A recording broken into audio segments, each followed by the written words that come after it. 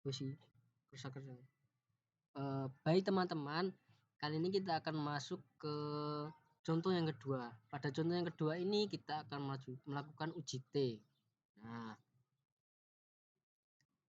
teman-teman langsung saja masuk ke aplikasi SPSS seperti kemarin, seperti tadi kemarin.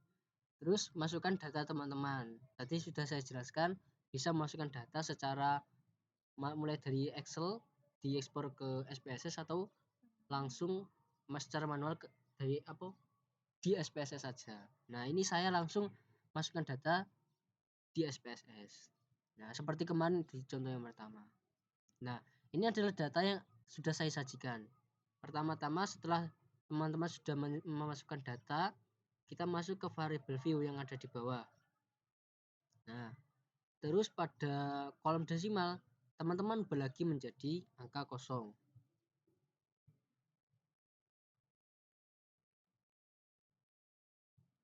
Setelah itu, teman-teman masuk ke nama dan ubah namanya menjadi hasil. Terus yang bawahnya, kolom nama yang kedua ubah menjadi kelas. Nah, kalau sudah kita masuk ke dalam kolom label. Nah, yang ada di sini. Nah, pada kolom label yang pertama, kita tulis lagi hasil belajar.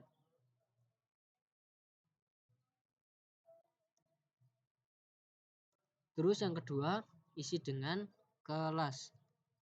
Nah, setelah itu, kita masuk ke value. Pada kolom value, teman-teman perhatikan ya, yang pertama, di kolom yang pertama itu nonnya dibiarkan. Ada tulisan none, itu dibiarkan. Tapi pada yang kolom yang kedua, teman-teman klik none. Nah, di sampingnya kan ada titik 3. Nah, pada tanda titik 3 tadi, teman-teman klik dulu. Nah, setelah diklik akan muncul pilihan seperti ini atau value label. Nah, teman-teman isi yang value diisi angka 1, terus yang kedua diisi pretest. Nah, lalu add. Terus value yang kedua, nah ini diisi angka 2, lalu labelnya diisi post test. Nah, setelah itu add lagi, setelah itu oke. Nah, setelah teman-teman melakukan seperti yang tadi yang saya sebutkan, kita kembali lagi ke data view. Nah, setelah itu, nah kita seleksi dari angka 20, dari angka 80 ini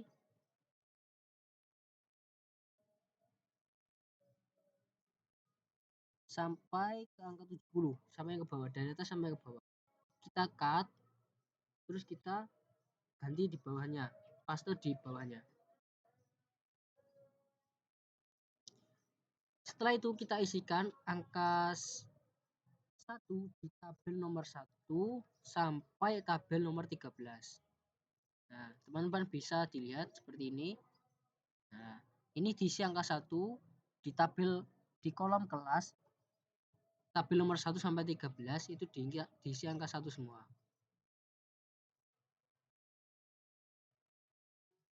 Nah, ini sudah sampai angka 13. Lalu dalam tabel nomor 14 sampai terakhir itu diisi angka 2. Nah, angka 2 terus sampai baris yang terakhir atau kolom yang terakhir.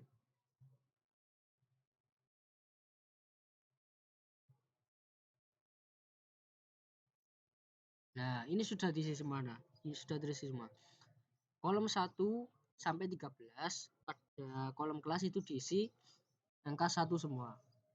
Kalau kolom 14 sampai angka 26 itu diisi angka 2 semua. Nah, setelah teman-teman selesai mengisinya, kita masuk ke analyze. Nah, analyze itu yang ini. Nah, teman-teman bisa dilihat. Ini adalah analyze. Klik analyze, lalu klik deskriptif statistik. Nah, ini ada beberapa pilihan, kita klik yang explore. Nah, lalu akan muncul pilihan seperti ini.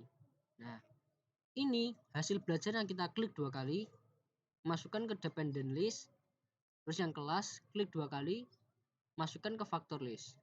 Nah, setelah itu kita klik plots yang ada di pinggir ini. Nah, ini ada plots. Plotsnya ini kita ketik. Nah, maka akan muncul beberapa pilihan seperti ini.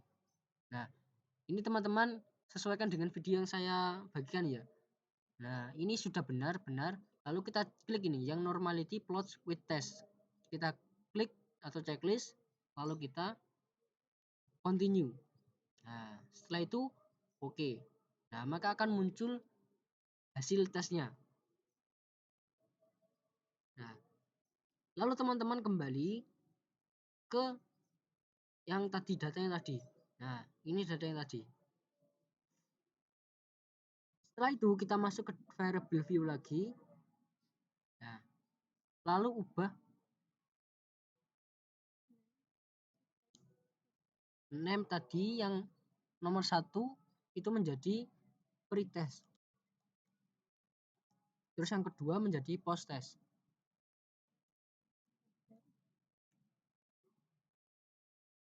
Labelnya juga diubah menjadi pretest yang pertama. Terus yang kedua menjadi post test.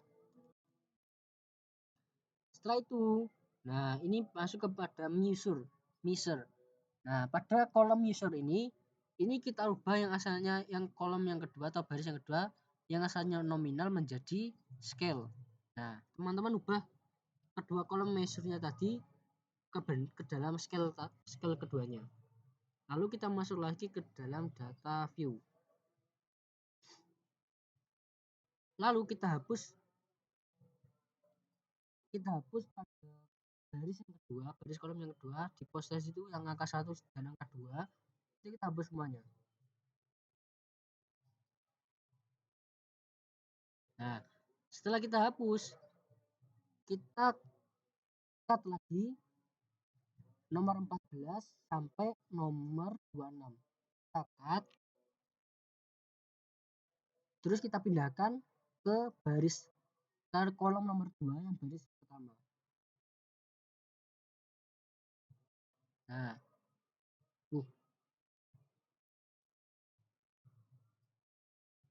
maaf teman-teman, ini kesalahan sedikit.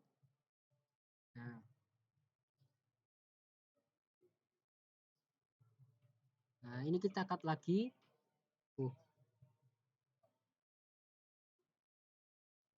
Kita cut, terus kita pindahkan ke baris yang kedua pada kolom nomor 2.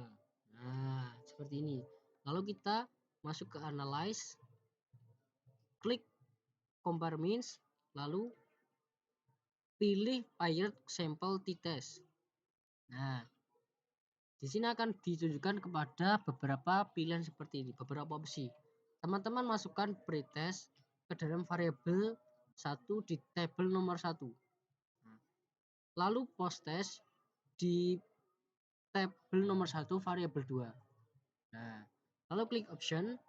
Nah, untuk confidence interval percentage itu teman-teman isikan 95%. Lalu untuk missing values teman-teman isi tentang exclude cases analysis by analysis. Lalu klik continue. Setelah itu teman-teman klik OK. Nah, maka akan muncul hasilnya. Nah, ini adalah hasil dari uji t-test tadi.